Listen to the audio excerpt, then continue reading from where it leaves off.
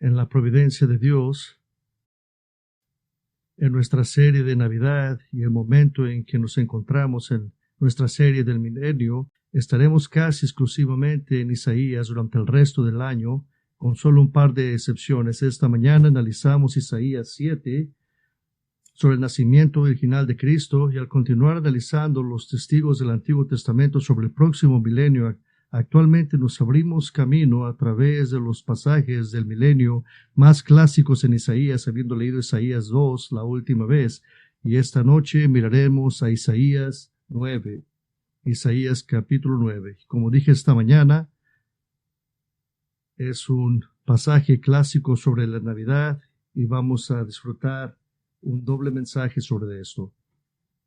Cuando pensamos en Isaías capítulo 9, nos viene a la mente la Navidad. Es un querido pasaje de las Escrituras que profetiza directamente el nacimiento del Mesías en Israel. Isaías 9 forma una parte clave del glorioso coro Aleluya en el oratorio de Handel titulado simplemente Mesías. Y hay elementos, sin embargo, que incluso a primera vista señalan al lector mucho más allá del nacimiento de Cristo.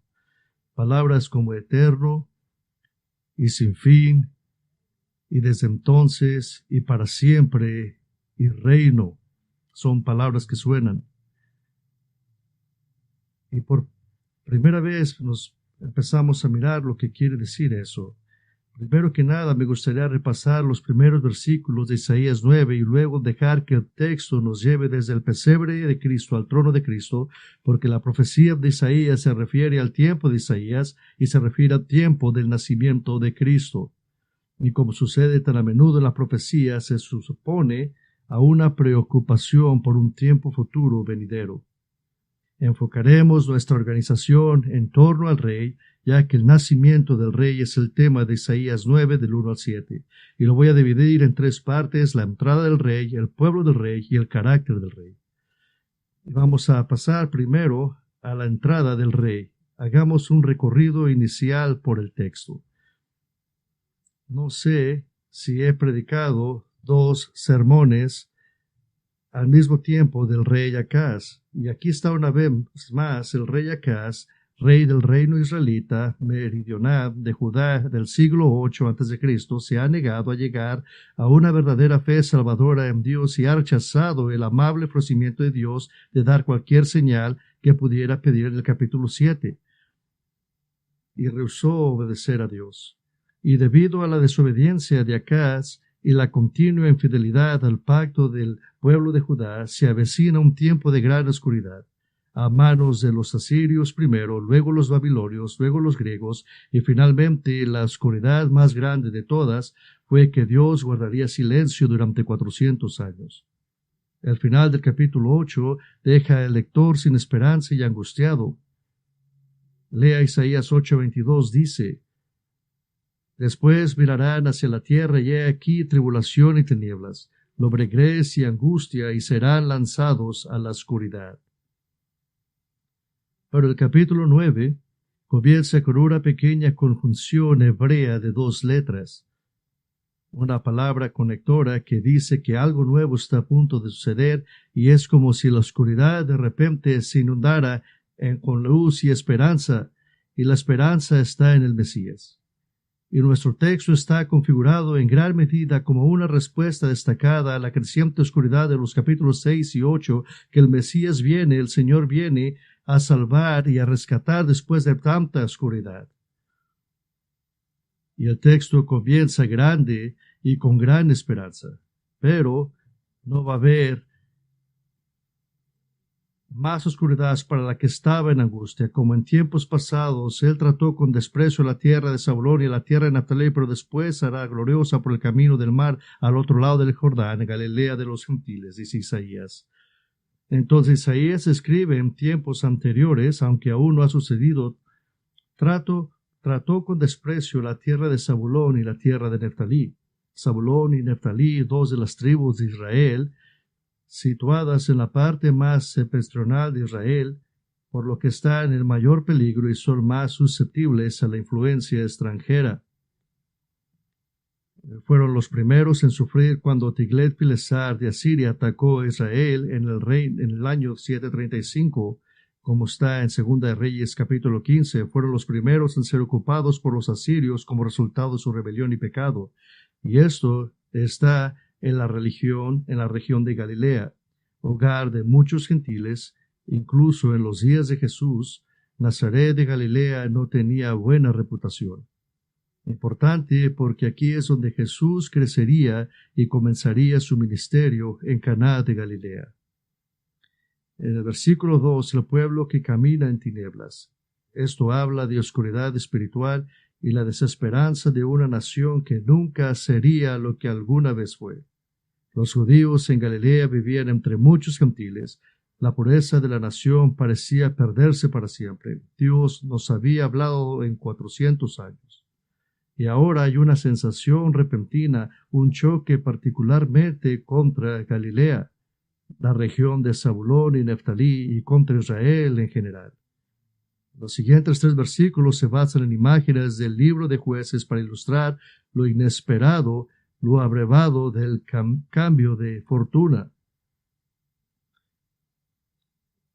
Y todo fue muy grande y empieza a caer sobre ellos. El versículo 2 dice: el pueblo que andaba en tinieblas ha visto gran luz, y a los que habitan en tierra de sombra de muerte la luz ha resplandecido sobre ellos. Multiplicaste la nación, aumentaste su alegría, se alegran en tu presencia como con la alegría de la cosecha, como se regocijan los hombres cuando se reparten el botín, porque tú quebrarás el yugo de su carga, el báculo de sus hombros y la vara de su opresor, como en la batalla de Madián.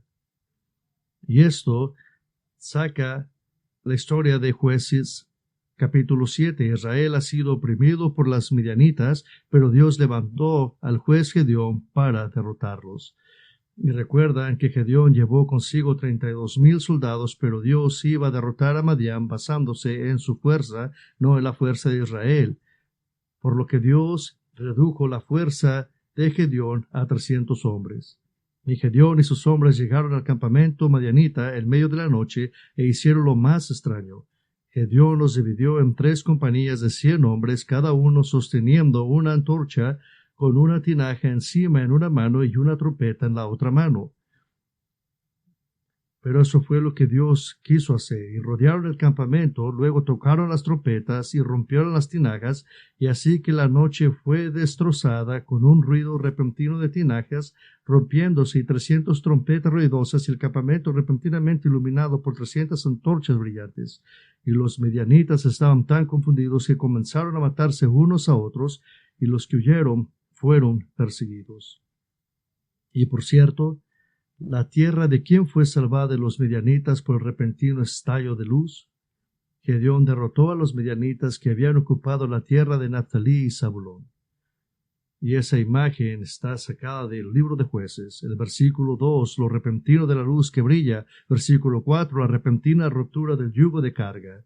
El yugo que un granjero pone a los bueyes para obligarlos a cumplir sus órdenes, para cargar peso muy grande, el bastón para el hombre usado para llevar grandes cargas para tu mano, la vara de su opresor, el palo colocado en la espada del esclavo. Y es de la manera de cómo fueron oprimidos por su propio pecado también y su rebelión en contra de Dios. Pero el Mesías, la venida del Mesías, demolerá la oscuridad y brillará una luz brillante sobre la nación. En el versículo 3, la nación experimentaría una multiplicación, un resurgimiento de la esperanza, ilustraciones dadas como la alegría de una gran cosecha, como la alegría de conquistar a un gran enemigo y dividir el botín de la batalla. Isaías nos dice que la victoria estaba por llegar. Y de hecho el texto genera una emoción aún mayor. El versículo 5 dice: porque toda bota que calza el guerrero en el fragor de la batalla y el manto revolcado en sangre serán para quemar combustible para el fuego. A corto plazo, aunque Asiria invadiría y ocuparía en los días de Ezequías, hijo de Acaz, rey de Judá, Dios vendría personalmente como el ángel del Señor y mataría a 185,000 tropas invasoras asirias. Tanto Isaías 37 como 2 Reyes 19 dicen que la ciudad de Jerusalén al día siguiente estaba rodeada de los cadáveres de los asirios. ¿Qué haces con ellos y con sus ropas?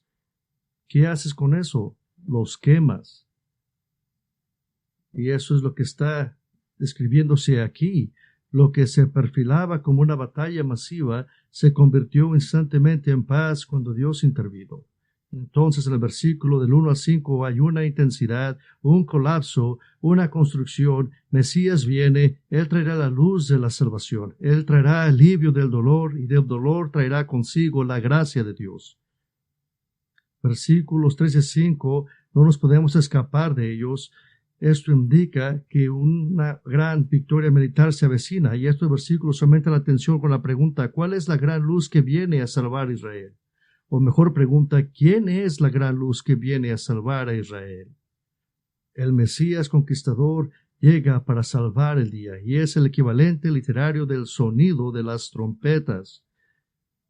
Y versículo 3, versículo 4, versículo 5, ¿y cómo entrará el Mesías para salvar el día? Versículo 6, porque un niño nos nacerá, un hijo nos será dado. Este no es un guerrero conquistador, este es un bebé. ¡Qué sorpresa! El versículo 2 al 5 suena como si viniera un guerrero conquistador. Entonces el versículo 6 habla de un niño, un bebé.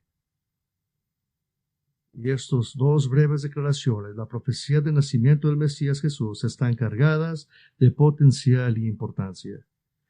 Hay un contraste expresado en la venida de una persona. Primero nace el niño, la humanidad plena del Mesías venidero. Nacido es el principio de algo. El Mesías vendría a la tierra totalmente humano, pero segundo, se da un hijo. El eternamente Dios, Hijo de Dios, vendría a la tierra en una asombrosa y misteriosa unión de Dios y el hombre. Dado quiere decir que es dar algo que ya existe. Hay un inicio de esto en Isaías 4, versículo 2. En aquel día el renuevo de Jehová será hermoso y glorioso, y el fruto de la tierra será el orgullo y la honra de los israelitas que escapen. El ramo del Señor y el fruto de la tierra son paralelos uno al otro. Ambos hablan del Mesías. Pero observe la juxtaposición. El Mesías es el renuevo de Jehová y el fruto de la tierra. Él viene del cielo y de la tierra. Para ponerlo en términos teológicos, Él es Dios y hombre. Y el capítulo 4, y ahora, con el versículo 9, con el conocimiento de que un niño nace, la humanidad plena del Mesías, y un hijo es dado, la bajada de la deidad completa de Dios mismo. Con mayor revelación de las Escrituras, esto tiene sentido a nosotros. Nuestro Señor sería el Hijo de María, verdaderamente un ser humano, y al mismo tiempo verdaderamente el Hijo de Dios. Ponerlo de esta manera: cuando Cristo vino a la tierra, no se quitó la deidad para ser humano, se agregó la naturaleza humana a sí mismo. Vino a la tierra como un hombre, con un cuerpo humano, una mente humana, emociones humanas. Y era necesario e importante que el Mesías fuera Dios y hombre. Jesús sería nuestro representante y obedecería perfectamente a Dios donde lo hemos fallado, y Jesús vivió la vida humana perfecta que no pudimos vivir debido a nuestro pecado. Y Jesús sería el sacrificio sustituto perfecto de la paga del pecado que nos corresponde. Solo un sacrificio sin pecado podría pagar completamente el rescate por mi pecado. Jesús sería el mediador perfecto entre Dios y la humanidad y el puente perfecto para defender nuestra salvación. Él representa a Dios y representa a la humanidad. Jesús cumplirá el propósito original de Dios para que la humanidad gobierne la tierra.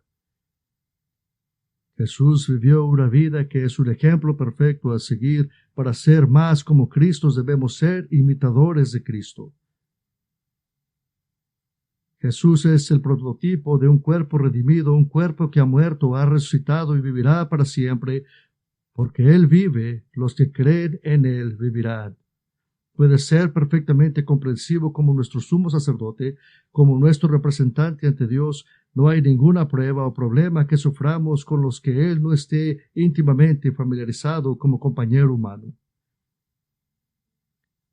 No le podemos poner mucho énfasis a esto demasiado. Jesús era un hombre para siempre. Él siempre cerrará la brecha entre Dios y los hombres redimidos. Su naturaleza divina fue permanentemente unida a su naturaleza humana y vive para siempre no solo como la segunda persona del Dios trino, sino como Jesús, el hombre cuya madre es María y que es el Salvador humano del mundo. Si lo puedo poner de esta manera, si usted está en Cristo, usted va a disfrutar una conexión humana hacia Dios para siempre. Y tenemos que tener eso. Y los versículos del 1 al 5 han contribuido a esa tensión climática que de repente nos sorprende con la tranquilidad del nacimiento de un niño. Pero ahora la tensión y los impresionantes temas generales comienzan a acumularse nuevamente. Cuando Jesús vino como bebé, creció, ministró, llamó a sus discípulos, y estos discípulos esperaban contentamente que Jesús rompiera inmediatamente el yugo de carga, el cayado de esclavitud y la vara de opresión. Lo que no comprendieron completamente hasta más tarde fue que el primer enemigo que Cristo tenía que conquistar era el pecado, que tenía que sufrir una muerte cruel en una cruz para allanar el camino, para salvar a su pueblo, para hacerlos santos y poder estar para siempre en la presencia de Dios Santo. Y luego Jesús ascendió al cielo para abogar por nosotros, mientras comenzaba a construir su iglesia en la tierra, enviando el Espíritu Santo en su lugar. Y justo en este momento el reino se está construyendo, pero casi imperceptiblemente desde nuestro punto de vista. Los ciudadanos del reino se agregan día tras día, sin embargo están muriendo y silenciosamente van al cielo para ser agregados al número del creciente ejército de Cristo. El versículo 6 ha sucedido tal como lo predijo Isaías, porque un niño nos nacerá, un hijo nos será dado. Pero aquí, en la profecía, hay una pausa, porque el resto de los versículos 6 al 7 nos transporta ahora a un tiempo mucho más allá del nacimiento de Cristo, un tiempo que aún no ha sucedido. Y de hecho, recuerde que dije que este texto tiene capas de cumplimiento como lo tienen muchas profecías del Antiguo Testamento. Y miramos el capítulo 2, el 5 tiene un cumplimiento inmediato, incluso en los días de Isaías. Un examen detenido revela también implicaciones futuras. Y esa es la entrada del rey y nos lleva a una examinación muy cercana, y podemos ver ahora el pueblo del rey y podemos caminar al pueblo del rey. En el versículo 2 comienza: el pueblo que camina en tinieblas. Me gustaría mostrarles que el versículo 2 al 5 nos dan información sobre el futuro del pueblo de Dios, específicamente Israel, en el reino venidero. Y me gustaría mostrarles 5 beneficios que el pueblo del rey disfrutará en el reino venidero. El primero es luz espiritual. Luz espiritual. El versículo 2 dice: el pueblo que andaba en tinieblas ha visto gran luz. A los que habitan en tierra de sombra de muerte, la luz les resplandeció sobre ellos. La oscuridad es una metáfora de la ceguera espiritual por estar en desgracia ante Dios, por ser parte de lo que Pablo llama el reino o autoridad de las tinieblas en Colosenses 1:13. Caminar en la oscuridad es estar sin la luz de Dios, es no poder ver a Dios, el Evangelio, a Cristo y su propia necesidad de Él. Pero la gente va a mirar una gran luz. ¿Qué quiere decir eso? Es grande y es una luz que se ve en toda la nación. En Zacarías 12:9 hace referencia a la venida de Cristo para destruir todas las naciones que vienen contra Jerusalén. Y es en o alrededor de ese tiempo de la venida de Cristo que Zacarías hace este anuncio innovador sobre el futuro de Israel. En Zacarías 12:10 dice: y derramaré sobre la casa de David y sobre los habitantes de Jerusalén espíritu de gracia y de súplica, para que miren a mí, a quien traspasaron, y llorarán por él como se llora por un hijo único, y llorarán amargamente por él como el llanto amargo por el primogénito. Como pueblo nacional, Israel está en oscuridad espiritual. Hoy en día no existe ninguna nación de Israel que reconozca oficialmente a Jesús como Mesías, como Dios encarnado. Estamos en la era que Pablo llama un enderezamiento parcial de Israel, pero esto llegará a un fin cuando el Mesías, el libertador, venga. Romanos 11:25 dice, porque no quiero que vosotros, hermanos, ignoréis este misterio, para que no seáis sabios en vuestra propia estimación, que a Israel le ha sucedido un endurecimiento parcial hasta el fin, ha entrado la plenitud de los gentiles, y así todo Israel será salvo, tal como está escrito, el libertador vendrá de Sión, quitará de Jacob la impiedad, y este es mi pacto con ellos cuando quito sus pecados. Les prometí que en esta serie del milenio iba a ser natural y general y no enfocarme en Israel, pero Israel es imposible de ignorar este tema. No podemos escaparnos de este tema. La venida de ser restaurados. Y en veces me temo, si en veces se está aburriendo con estar escuchando esto y esto una vez, pero déjeme decirle esto, ¿cuándo fue la última vez que Dios hizo una nación fiel? ¿Cuándo fue la última vez? Nunca, nunca ha pasado. Desde el primer día, siempre ha habido infieles mezclados con fieles. Y los infieles muchas veces superaron a los fieles en términos de números. Remontándonos al escape de Israel de Egipto por la mano de Dios, desde el día 1 hubo gente que se quejaban, incrédulos y aquellos sin fe en Dios. Y Dios tuvo que disciplinarlos inmediatamente. Pero lo podemos poner también de esta manera. Cuando en la historia ha habido una nación que ha sido verdaderamente regenerada, eso nunca ha pasado, pero va a pasar. Así que no deje que ese hecho se le vaya por la cabeza como algo que no importa.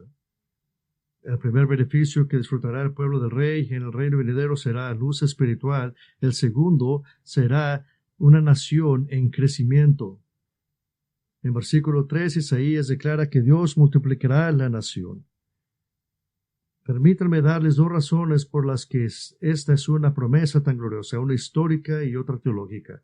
Históricamente, y hoy con toda su fuerza, los judíos se han enfrentado a grandes potencias que desean erradicarlos de la tierra para usar la palabra que usaron los nazis, exterminar a los judíos.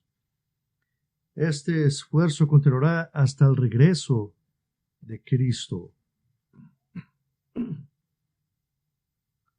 Y Zacarías 13:8 declara que bajo la tiranía del anticristo, quien habrá roto su pacto con Israel, como se indica en Daniel 9, Zacarías 13:8 dice, y será en toda la tierra, declara Jehová, que 2 partes de él serán cortadas y exhalarán su último aliento, pero tercero quedará en él. Dios continúa diciendo que este tercio sobreviviente será refinado como fuego e invocará en el nombre del Señor en arrepentimiento. Históricamente, en el futuro, los judíos lucharán por su propia existencia. Así que las promesas de que Dios multiplicará la nación, es decir, volverse numerosa, ser grande y aumentar, esta es una indicación de algo nuevo y algo maravilloso sucediendo. Bebés que nacen continuamente de los sobrevivientes judíos salvados de la gran tribulación. ¿Por qué es esto importante? Porque Dios es un Dios que cumple sus promesas y Dios va hacia atrás en la historia, Deuteronomio 28:1, donde Dios le hizo promesas a Dios si se mantuvieran fieles, y dice, y sucederá que si escucha atentamente la voz de Jehová tu Dios, teniendo cuidado de cumplir todos sus mandamientos que yo te mando hoy día, Jehová tu Dios te pondrá en alto sobre todas las naciones de la tierra.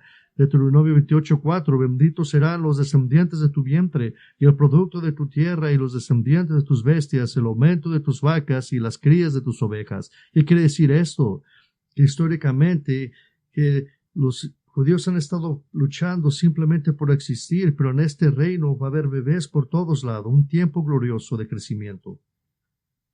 Teológicamente hablando, esta es una promesa grande. ¿Qué está pasando cuando Dios promete algo y dice que Él se va a multiplicar? Teológicamente, lo que está pasando, el pacto de Abraham se está cumpliendo. Dios le prometió a Abraham que su descendencia iba a ser como las estrellas y la arena del mar, y ahora está pasando. Miramos el primer beneficio que disfrutará el pueblo del Rey en el reino venidero, luz espiritual. Segundo, nación en crecimiento. Y un tercer beneficio será una alegría creciente.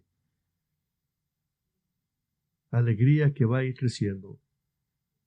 Versículo 3. Harás grande, multiplicaste la nación, aumentaste su alegría, se alegran en tu presencia como con la alegría de la cosecha, como se regocijan los hombres cuando se reparten el botín. Hacer grande, traducido en la Biblia como aumentar, es una palabra hebrea con ricas connotaciones tales como magnificar, crecer, aumentar. Es una manera de mostrar la gloria elevada de algo o alguien, una palabra que a menudo se aplica a Dios, que está creciendo su gloria. Isaías da este cuadro integral del creciente, el engranaje, el gozo magnífico en el pueblo de Dios, de la imagen de la alegría de la cosecha, la alegría de plantar una bolsa llena de semillas y terminar con un granero lleno de productos. Da la imagen del gozo al conquistar un enemigo y recibir todo el tesoro de ese enemigo, dividiendo el botín.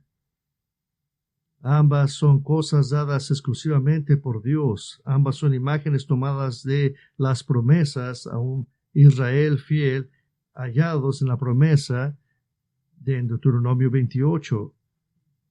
La bendición del producto de la tierra, en el versículo 4 del capítulo 28, y la derrota de los enemigos de Israel. Todo está amarrado junto. Uno de los escolares favoritos, el doctor Alex Mottier, hace una observación interesante sobre la naturaleza inclusiva de estos dos ejemplos. Dice, la cosecha pertenece a la esfera de la creación, saqueado en el ámbito de la historia. Las esferas contrastantes expresan todo tipo de alegría jamás conocida. Y esto encaja con la naturaleza inclusiva de las promesas de Dios a Israel en Deuteronomio 28, bendición en las ciudades, en los campos, en la familia, en los cultivos, en el ganado, en las tiendas de alimentos, en la seguridad. De hecho, Deuteronomio 28:2 describe estas bendiciones como alcanzar a Israel, es decir, alcanzarlos, como sobre agarrarlos. Es la idea de que están corriendo de esta bendición de Dios, pero los alcanza.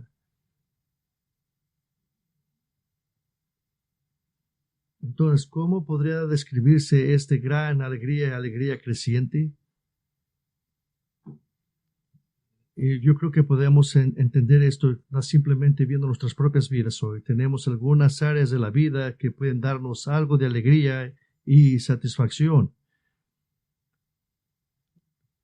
Pero casi todo el tiempo son también áreas que nos dan dolor y razones para ejercer gran paciencia y largo sufrimiento. Por ejemplo, usted podrá tener buenos hijos con un trabajo malo, o a lo mejor va a tener un trabajo malo, pero a lo mejor hijos no tan buenos. Puede que tengas una bendición financiera, pero una salud desafiante. Vivimos en una vida de fe porque, como solía decir a menudo el padre Silvia, siempre hay algo. Siempre hay algún desafío. Me atrevo a decir que no hay ninguna parte de su vida donde no ha tenido un reto. Y usted dirá, yo me voy a quedar en la cama todo el día, pues eso es malo, ya le pasó algo malo. Pero Israel espera un día en el que toda esfera de la vida sea bendecida, abundante y alegre. Todo lo que usted hace va a ser bendecido y es abundante. Y es verdaderamente bendiciones que dan alegría en nuestras vidas. La bendición número 4, le voy a llamar alivio comprensivo. Versículo 4, porque tú quebrarás el yugo de su carga, el báculo de sus hombres, y la vara de su opresor, como en la batalla de Maidán. Si la alegría creciente describe la adición de toda bendición, entonces el alivio integral describe la sustracción de todo sufrimiento. Esta es una de las principales pistas para nosotros de que los versículos 2 al 5 no pueden estar simplemente hablando de la situación histórica de Isaías o incluso quizás del regreso de Israel del exilio en el siglo 4 y 5 antes de Cristo, porque nunca desde que Isaías profetizó ha habido un tiempo en el que Israel estuviera completamente sin opresores o enemigos. Eso nunca ha sucedido. Pero Isaías hace todo lo posible para dar las tres declaraciones. El yugo de la esclavitud se hace añicos, el bastón sobre los hombros, un palo del que se colgaban grandes cargas, se ha caído, la vara del capataz. ¿Y qué va a hacer lo que va a traer alivio comprensivo? La bendición número 5, beneficio del que disfrutará el pueblo del Rey, es la paz final. Le voy a llamar así. Versículo 5 dice, porque toda la bota que alcance el guerrero en el fragor de la batalla y el manto revolcado en su sangre será para quemar combustible para el fuego. Esta es una victoria militar a una escala sin precedentes. Y esto no está hablando simplemente de la derrota de Asiria en los días de Ezequías. Ezequiel 39 describe la batalla final, al final de la gran tribulación, y esto se sincroniza con el regreso de Cristo, como se describe en Zacarías 14 y Apocalipsis 19 al 20. Pero escuche la descripción de Ezequiel sobre cómo las personas afrontarán la victoria total. Ezequiel 39:9 dice, entonces los habitantes de la ciudad de Israel saldrán y harán fuego con las armas, y quebrarán escudos y escudos, arcos y armas, flechas, garrotes de guerra y lanzas, y durante 7 años harán fuego con ellos, y no llevarán leña del campo, ni recogerán leña de los bosques, porque harán fuego con las armas, y tomarán el botín de los que los despojaron, y se apoderarán del botín de los que los saquearon, declara el Señor Jehová. Ahora, algunos han señalado esto, que dicen que es algo simbólico, algo que no va a pasar en el futuro, porque ahora tenemos tanques y guerras y armas modernas. Y algunos han señalado que eso debe ser simbólico, ya que la gente ya no lucha con escudos, arcos y flechas, garrotes de guerra y lanzas. Siempre dudo en declarar algo simbólico o figurativo cuando es posible una interpretación nominal.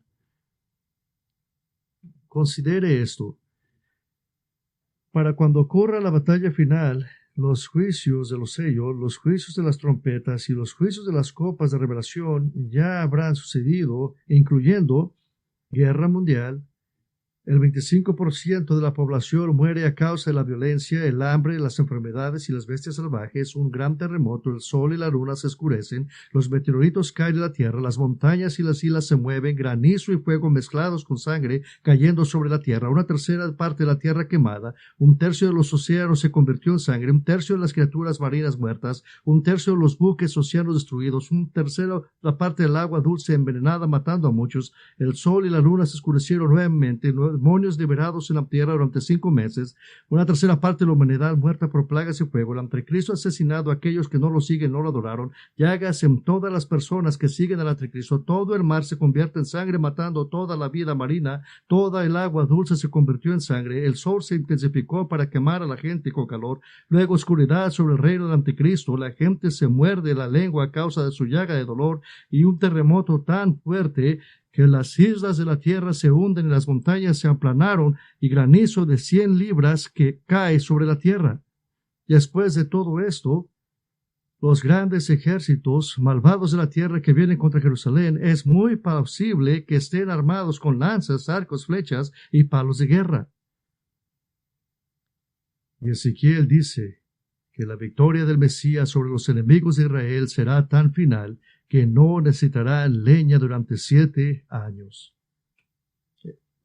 ¿Se imaginan diciéndole a su hijo de 5 años, ve y recoge las flechas de los malignos? Esa es la paz final.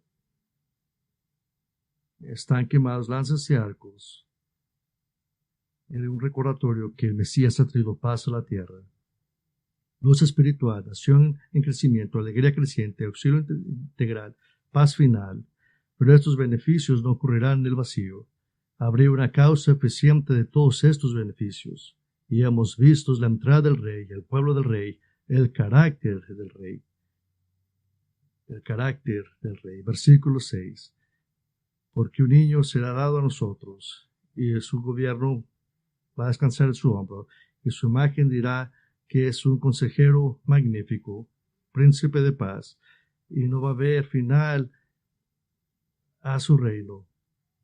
Y va a quedar bien establecido, con justicia, y de ahí para siempre el celo de Jehová va a alcanzar esto. Le quiero dar 7 categorías de esto. Y este es nuestro Salvador y queremos crecer en el conocimiento de Él. La primera cualidad es responsabilidad total. El gobierno de Israel y del mundo está sobre su hombre. Una imagen que significa soportar todo el peso de algo. Esta palabra hebrea traducida gobierno solo se usa aquí en el versículo 6 y 7 y significa dominación o dominio. Que el gobierno de Cristo será total. Su jurisdicción llegará a cada manzana de la ciudad y cada camino rural. No hay lugar en la tierra donde esconderse el gobierno de Dios Hijo. El versículo 7 dice que su gobierno aumentará, nunca terminará, traerá justicia y rectitud al mundo. Lo que significa que aquellos que intenten pecar serán tratados y el mundo se caracterizará por la santidad y la justicia. No va a haber preocupación de su jurisdicción, porque Él va a ser el Rey de Reyes, Señor de Señores. La segunda cualidad de carácter es sabiduría total que va a poseer el Mesías. Se llamará su nombre, es decir, estará su reputación, será llamado consejero maravilloso. En hebreo, maravilla es un sustantivo que dice que Cristo es una maravilla de consejero, que es sobrenatural, fuera de lo ordinario. Su sabiduría va a ser asombrosa. Si lo puedo poner de esta manera, nuestro presidente tiene un gabinete de asesores y los reyes tienen ministros y asesores, los gobernadores tienen equipos de asesoramiento político, las iglesias necesitan una pluralidad, un grupo de ancianos que se ayuden unos a otros, los tribunales superiores tienen grupos de jueces, pero el rey de todos los reyes no requerirá que nadie le dé consejo de cómo gobernar. No va a ocupar consejo de nadie. Nuestra propia nación sufre generación tras generación porque no elegimos a las personas más calificadas. Elegimos a las personas más populares o políticamente astutas que luego gobiernan con tan falta de sabiduría que nos emociona cada vez que se toma una decisión útil o ocasional. No es de extrañar que la Biblia dice que oremos por aquellos que gobiernan sobre nosotros. Hay una tercera cualidad que tiene que ver con poder total y será llamado Dios poderoso. Esto enfatiza la deidad y la omnipotencia de Dios el Hijo. Esto es lo que David escribió en Salmos 24:8 del Rey venidero al decir, ¿quién es este Rey de gloria? Jehová fuerte y poderoso, Jehová poderoso en la batalla. ¿Por qué es esto importante? Y lo ponemos con su sabiduría total. Puedes tener un gobernante con sabiduría total, pero si no tiene poder total, entonces no sirve de nada. Hay millones de personas que podrían ser mejores presidentes que nuestro presidente actual, pero ninguno de ellos vive en la Casa Blanca, por lo que en realidad no hace ninguna diferencia. Pero el que tiene sabiduría total también posee poder total. Y es la única alternativa. Si lo puedo poner de esta manera, nunca recibirá una carta marcada de las oficinas del rey que diga, gracias por su preocupación por el crimen en su vecindario, en este momento no podemos ayudar, gracias nuevamente por su correspondencia. Usted nunca va a agarrar eso. Una cuarta cualidad del personaje es amor total. Su nombre será llamado Padre Eterno. Esto habla de la naturaleza eterna del Rey Jesús. Y dijo que si le habéis visto a él, habéis mirado al Padre en Juan 14:9. Y ahora esto no es para confundir a Dios el Hijo con Dios el Padre, la paternidad de Cristo. Esto habla de Cristo Rey, y habla de su cuidado y amor por la humanidad, que su gobierno no es como el de la gran mayoría de los políticos que soportamos hoy, principalmente por sus propios beneficios. No, Él es el mismo Dios, llamado en Salmo 68:5, Padre de los huérfanos y juez de las viudas. Él es el mismo Dios, como Salmo 103:13, como un padre se compadece de sus hijos, así se compadece Jehová de los que le temen. Eso no es algo que nos debe de asombrar. Y es algo que nunca va a escuchar de nuestros gobernantes terrenales. Amo a las personas que están bajo mi cuidado. Desde lo mejor puede haber un interés genuino por una comunidad en su conjunto, pero no aman a la gente. Pero el Padre Eterno conocerá y amará a cada individuo bajo su gobierno. Para nuestro gobierno, usted es un número de seguro social y un contribuyente. Para el Padre Eterno serás conocido, amado, querido y cuidado. Hay una quinta cualidad y esa le vamos a llamar armonía total. Él es el príncipe de paz. Esta no es necesariamente una palabra real, aunque puede usarse de esa manera y ciertamente de manera apropiada aquí, pero es una palabra que significa administrador o oficial. Que a Jesús no se le dé simplemente el título de príncipe de paz, no, Él es el administrador, el gerente, la causa de la paz. Él traerá plenitud, salud y unidad a la sociedad en su conjunto. Él gobernará con justicia y rectitud. Cuál magnífico será un juez cuando conoce el veredicto antes de escuchar el caso. A lo largo de la historia, quienes están en el poder han intentado crear su versión de una sociedad saludable, pero siempre conduce a controles totalitarios, uniformidad exigida, religión falsa patrocinada por el gobierno y opresión de los más débiles de la sociedad. ¿Por qué? Porque los que son a cargo están corrompidos. Y últimamente, en última instancia, una sociedad verdadera, saludable, solo puede existir cuando el liderazgo es totalmente incorruptible. Y debido a que Jesús es el príncipe, el administrador de la paz, como alguien sin pecado y perfecto, disfrutaremos de total armonía en nuestras comunidades.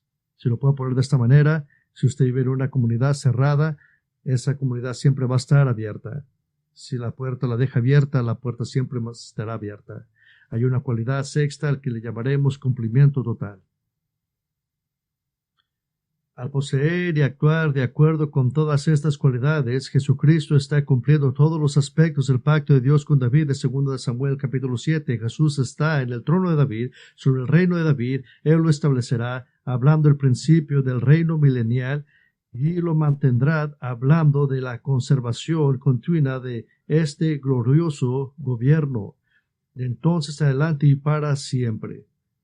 Y el milenio está intransisablemente ligado al pacto davídico, y cualquier intento de espiritualizarlo como algo que de alguna manera está sucediendo hoy o de manera invisible sería, en mi humilde opinión, bastante ofensivo para el propio David, quien siempre consideró el reino de Dios como un reino terrenal en el cual morará en la tierra de Jehová para siempre el templo en Jerusalén. Jesús tiene un compromiso total, que es parte de su séptima cualidad, un compromiso total.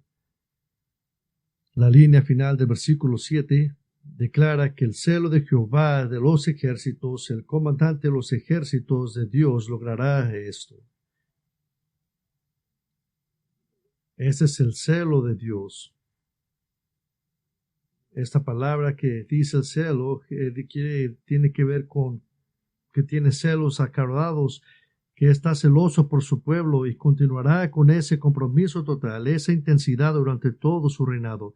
A diferencia de los reyes terrenales, nunca habrá un momento en el que se encorve, cuando se distraiga, se aburra o se corrompa. A él no le va a pasar eso. Siempre su compromiso con su reinado en la tierra será total y completo. Eso es nada más en 2 versículos. Y agarramos su carácter de este rey que viene: responsabilidad total, sabiduría total, poder total, amor total, armonía total, cumplimiento total y compromiso total. ¿Cómo es que el aumento de su dominio, gobierno nunca cesará, que su justicia y rectitud establecerá su reino para siempre? He aquí un pensamiento para que usted medite en eso. Porque un niño nos nacerá, un hijo nos será dado. ¿Dónde estaba entonces su dominio? Cuando Jesús nació, algunos adoradores estaban ahí, pastores y algunos sabios. Su madre y su padre terrenal. Durante su ministerio ganó algunos adoradores más y los alejó con la verdad del Evangelio. Y en el momento de su ascensión al cielo, los que estaban plenamente dedicados a él en Jerusalén eran 120. En Galilea, alrededor del año 500, dice en 1 Corintios, dice que había 500 personas, y el día de Pentecostés se añadieron 3000. En Hechos se agregan diariamente a su número. La gran dispersión de los cristianos judíos en Hechos 8:1, miramos que ese número creció. Cristo prometió construir su iglesia y desde entonces ha agregado ciudadanos del reino, llenando los gloriosos salones del cielo con creyentes durante 20 siglos. Algún día Cristo resucitará a todos los creyentes en cuerpos glorificados. Su programa para restaurar su amada nación de Israel se acelerará durante la gran tribulación. Y Apocalipsis 19 dice que que Jesucristo reunirá a todos los santos resucitados en el cielo y se los representa simbólicamente llevando las coronas de cada nación en la tierra sobre su propia cabeza, la certeza de su venidero gobierno terrenal. Y de hecho, en 2 lugares diferentes del estado de él está escrito: Rey de reyes, Señor de señores. El Señor regresará a la tierra. En Zacarías 14:9 dice que en aquel día el Señor será rey sobre toda la tierra. Y aquí está la ironía más grande. Cristo regresará a la tierra, al monte de los Olivos, a unas 5 millas donde nació, donde algunos humildes pastores fueron los primeros en reconocerlo como rey. Eso es algo que va creciendo en su gobierno. Y su gobierno va a crecer. ¿Qué hace con todo esto?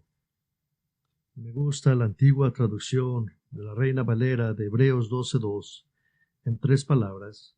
El comienzo de estos versículos se encapsula cuál bebé será nuestra actitud hacia estos eventos venideros, dónde deben estar nuestros afectos, dónde debe dirigirse nuestra creciente atención. El autor dice simplemente estas palabras: puesto los ojos en Jesús. Pablo le dijo a Timoteo en 2 Timoteo 2:8, simplemente le dijo esto después de todos sus problemas que estaba teniendo la iglesia de Éfeso, aun cuando estaba teniendo problemas con su salud, aun cuando había terribles ancianos en la iglesia, aun de todos los problemas, todo este estrés que estaba teniendo Timoteo. Pablo le dice a Timoteo en 2 Timoteo 2, recuerda a Jesús, recuerda a Jesús. Yo creo que esa es una buena actitud de tener de Isaías 9. De Hebreos 2, puesto los ojos en Jesús. Y 2 Timoteo 2:8, recuerde a Jesús, que Él pueda estar en nuestro corazón esta noche. Padre, le damos gracias por este tiempo, ese pasaje glorioso que nos recuerda de la venida de ese bebé. Y ahora venimos la gloriosa venida del Rey. Y estos 2 eventos están conectados en este pasaje. Le doy gracias, Señor, por estos que oyeron esto en esta noche. Y le doy gracias, Señor, por lo que nos ha enseñado a través de esta palabra. Damos gracias, Señor, que Cristo vino como un bebé, y le damos gracias que va a venir como un guerrero vencedor y que vamos a estar con Él. Que simplemente continuemos mirando a Cristo. Y en su nombre oramos. Amén.